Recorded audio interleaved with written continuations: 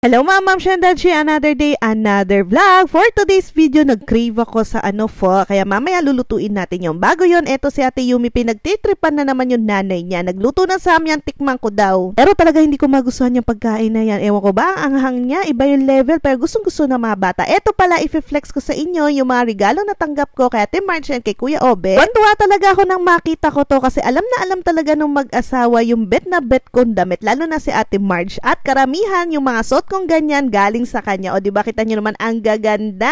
Thank you so much Ate Marge and Kuya Obe sa uulitin. Malapit na ako makapuno ng mga ganyan. Ito pala magluluto tayo ng pho. Ito yung mga kailangan natin. May nabibili niyan sa Shopee. Lalagay ko na lang yung link. Tapos ito pala i-haul ko sa inyo yung mga nabili ko. Pero bago yun, ito grinil ko muna sa oven or sa toaster yung sibuyas at luya. Kailangan yan. So ito muna yung mga natin. Galing sa Shopee. Less 150, 100. May alcohol, Eden cheese. Ayan, mga Colgate.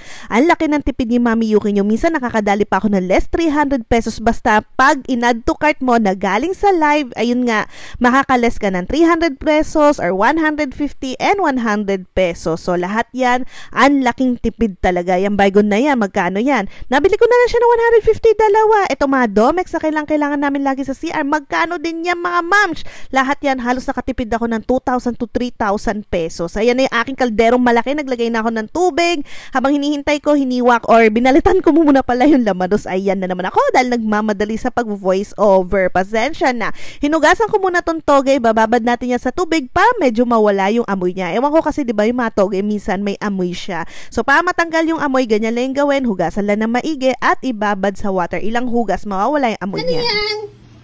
Gutom ka? Okay, bye! Tulong? Sige. Bye-bye! Gutom na si Nathan Liit kaya ayan kumuha ng sarili niyang pagkain. Eto, wala na kasing gas kaya dyan na muna ako nagluto sa akin induction habang hinihintay ko si Daddy Ariel na makabili. Eto na nga, nainit na natin or nag-grill na yung sibuyas at bawang. Ay luya, kailangan talaga yan pag nagluto ka ng pho beef or pho chicken. Eto yung mga kailangan na spices na bibili po yan sa Shopee. Ilalagay ko na lang yung link tas may kasama siyang net. Dyan natin siya ilalagay. So ayan, nung kumulo-kulo na medyo yung tubig. Uminit, nilagay ko na yung labanos, yung mga grillin natin. Ayan. Tapos susunod na natin tong mga spices na yan. Kailangan talaga yan. Hindi pwedeng wala. At dyan ko na rin nilagay yung luya. Tapos isasama na rin natin yan maya sa pagpapakulo natin doon sa chicken. So habang hinihintay natin, ayan, may wansoy tayo. Kailangan talaga yan sa ating soup or phoga kung tawagin. Or pho chicken noodle soup. Ayan. Kailangan din natin ng basil. So hugasan lang natin yan. Alam nyo na yan mga mamshi. Nabibili ko yan sa Balintawak. Mura lang yan, 30 to 50 pesos yung wansoy, tapos yung basil 20 pesos lang. Kailangan talaga yan kapag nagluto tayo ng pho.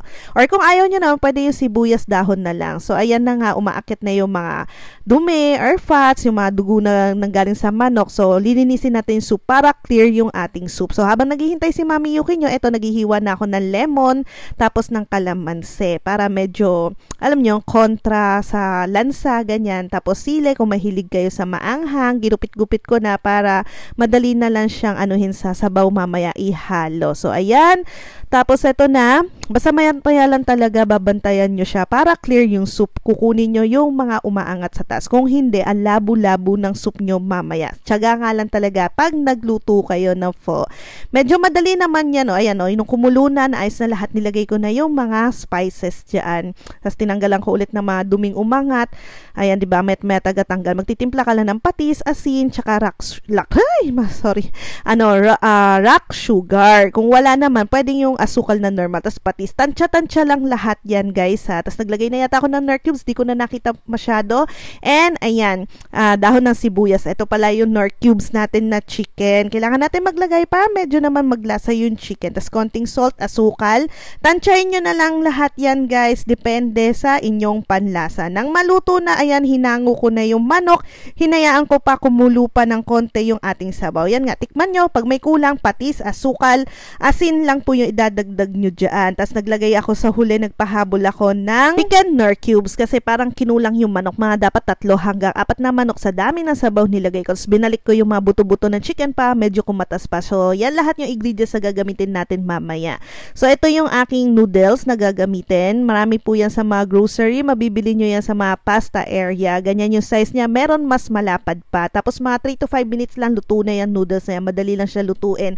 Ayan, tinanggal ko na yung mga spices para hindi naman siya yung yung masyadong lumasa. Nagtimpla ako ulit ng konting patis at rock sugar. So ito na, luto na yung ating noodles. Ayan, wag natin overcook kasi mamaya bubusan natin siya ng mainit na sabaw, 'di ba? Ayaw naman natin maging lata. So inugasan ko siyang konting tubig para ma-stop na yung pagluto sa kanya. So ayan na yung aking mga bibe. Kumakain na sila. So ito, i-assemble ko na yung akin. Lalagyan ko siya ng chicken, toge, spring onion, 1 soy, and basil. Kung ayaw nyo ng basil, 1 soy, ipas nyo na po yan. Huwag na kayong bumili ng ganyan. Pero kasi pag Vietnamese ka at mahilig ka sa gulay, okay na okay yan. Sasarap talaga yan. Tapos sili, hoisin sauce, and hot sauce. So ilalagay na natin tong mainit at masarap na sabaw. So yun na siya guys. Kain tayo. Chicken for noodles or foga. Ayan. Foga kasi ang Tagalog nun, manok. Ayan. So kain tayo guys. Sobrang na-miss ko to. Iba pa rin yung lutong bahay talaga compare sa pag kumakain ka sa labas, 'di ba? So minsan pag wala talaga kaming time, kain sa labas. Pero pag may time ako magluto, kita nyo naman yung proseso, mas masarap pa rin yung lutong bahay. Authentic talaga na Vietnam yung lasa niya or Vietnamese yung lasa nung aming pagkain. So ganyan lang namin siya kinakain. So kung mahilig kayo kumain na mga Vietnamese food, nagda-dine in kayo sa mga pho, ganyan lang po siya lutuin. So conforme na sa inyo kung gusto nyo ng chicken or kung gusto nyo ng beef, ganun pa rin po yung way ng pagluluto niya. So ayun lang. Sana nagustuhan nyo tong vlog na to at pasensya na kung medyo nagbubulol-bulol si Mami Yuki nyo. So ayun lang. Bye!